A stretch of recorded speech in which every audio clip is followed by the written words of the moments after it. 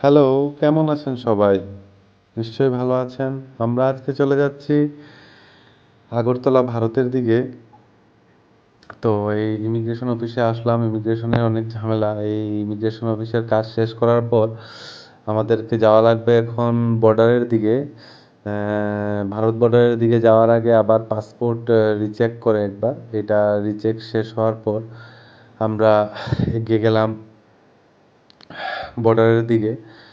তো সেখানে বাংলাদেশ বিজিবি আপনার বর্ডার এবং আপনার সাথে ম্যাচ করে দেখবে জেনুইনলি সব কিছু ঠিক আছে কি না। তারপর তারা যখন আপনাকে পাস আউট করবে তখন আপনি ভারতে প্রবেশ করতে পারবেন। ভারতে প্রবেশ করার সাথে সাথে বিএসএফ আপনার পাসপোর্ট নিয়ে একবার চেক করবে এবং সব কিছু জেনুইন আছে কি না সেটা চেক করার পর আপনাকে ভিতরে ঢোকার পারমিশন দিবে।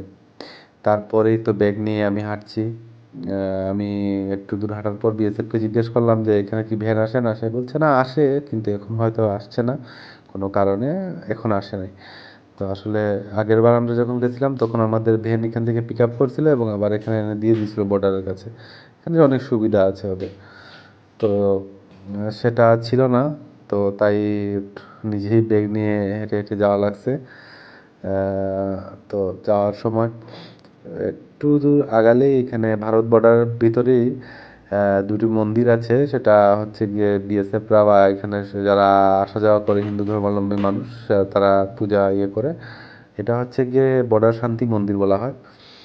সেটা সেটা এখানে ভক্তি দেওয়ার পর আমি এগিয়ে গেলাম। আমরা যখন যাচ্ছিলাম তখন বাংলাদেশের অনেক মানুষ আসছিল। এর আওয়া যাওয়ার তো খেলা, এখানে কেউ যাবে কেউ আসবে, বর্ডার এরকমই।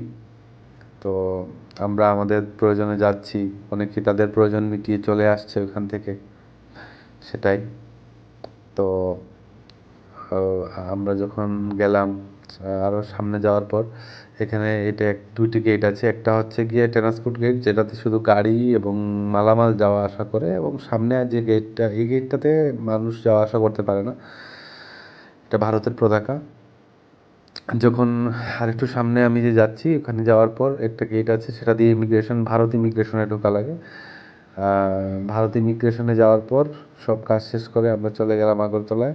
ভালো থাকবেন, নেক্সট ভিডিও দেখা হবে।